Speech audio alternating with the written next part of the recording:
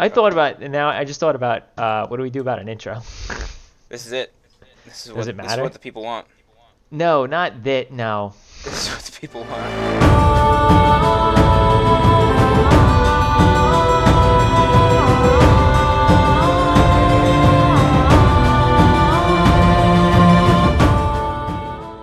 Alright, with that dramatic intro out of the way, let's get into the video. My friend John from Warehouse 18 and I decided to do something creative with the Nintendo Switch setup. I decided that I'm not going to pay $90 for a second Switch dock, so I got creative and decided to build one instead. John decided to make wooden panels for the Nintendo Joy-Con so we can try and make a matching set. I'll link John's channel in the description so you can check out his video when it's done.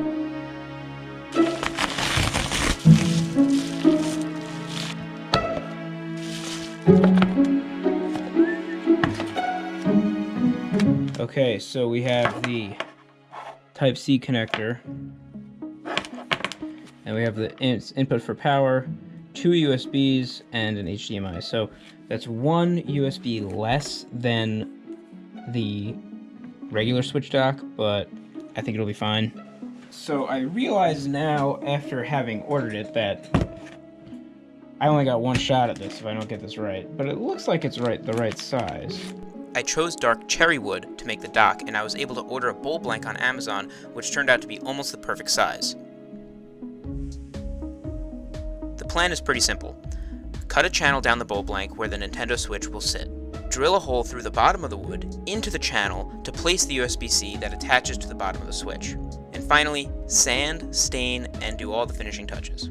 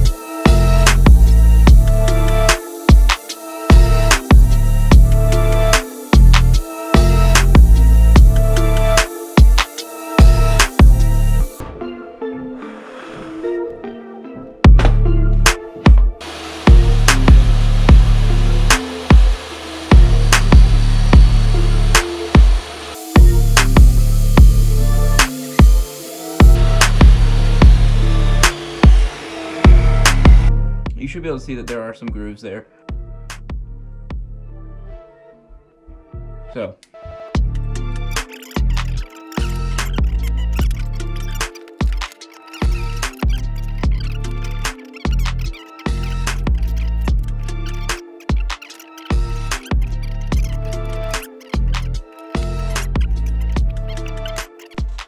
I used the spare cut of wood to test how I was going to drill the hole for the USB-C adapter.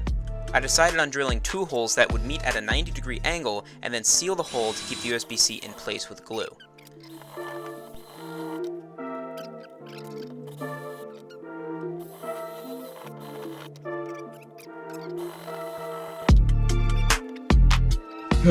But I'm able to do it. I think we're ready to do it for real now. I've learned my lesson. I'm not going to try and get cute with it. Unfortunately, I lost some of the footage for drilling, but this is the part when I realized that making the dock out of a single piece of wood was more annoying than I originally expected. I'm using a 1/2-inch drill bit, and it was barely long enough to get the right depth. In the end, I was happy with how the drilling turned out, but the USB-C didn't sit exactly right in the hole. I was counting on being able to fill the hole with glue once the USB was in the right place so it could stay fixed in the perfect position.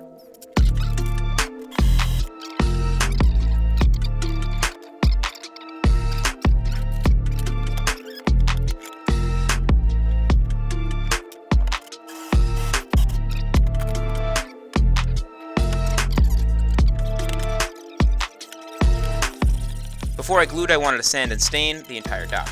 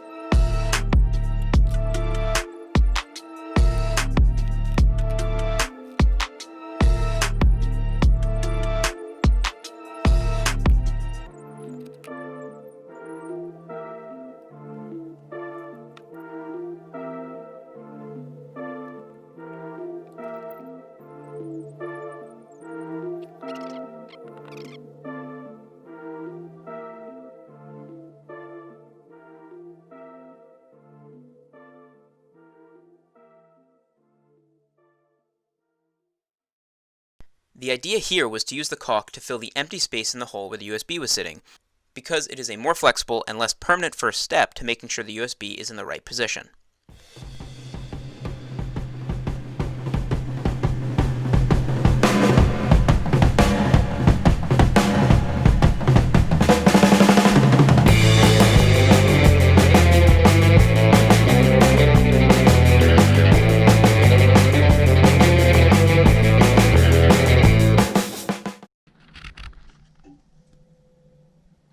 There it is, the USB-C poking out through the side.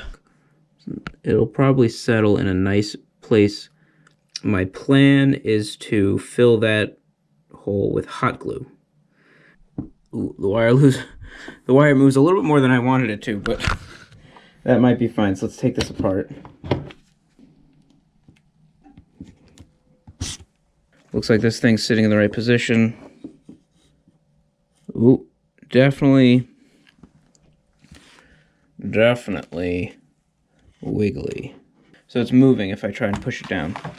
So what we're gonna do is hot glue this sucker. Oh, should probably be doing this cleaner and better. But we're rolling with the punches here.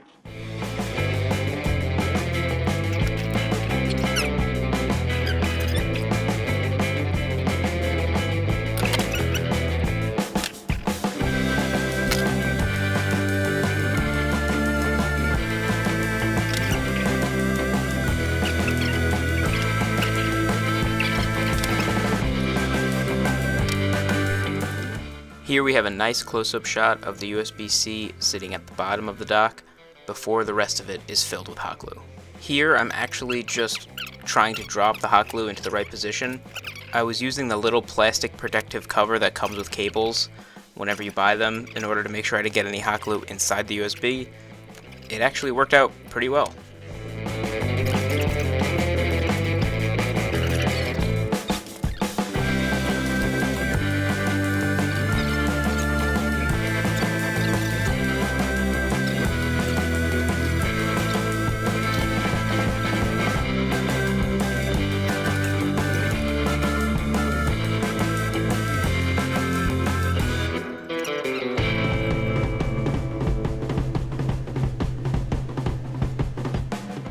Alright, let's give it a try.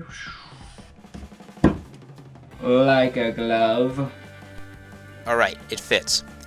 To make sure I could get the switch in without carefully looking each time, I made a small, rounded wood bit off camera and glued it in line with the USB-C to match up with the shallow channel on the back of the switch. It honestly worked out better than I expected. I didn't have to put any dowel pins, which I was originally planning on doing. So here's the finished product. I'm very happy with the way this turned out, and I have been using it with no problems for about 2 months. This was a fun project that I decided to work on, and I actually finished the project before the coronavirus quarantine even started. Overall, this random project that I decided to do with my friend John from Warehouse 18 ended up taking about 5 hours total. If you have any questions about the build, please leave them in the comments down below, and thanks for watching.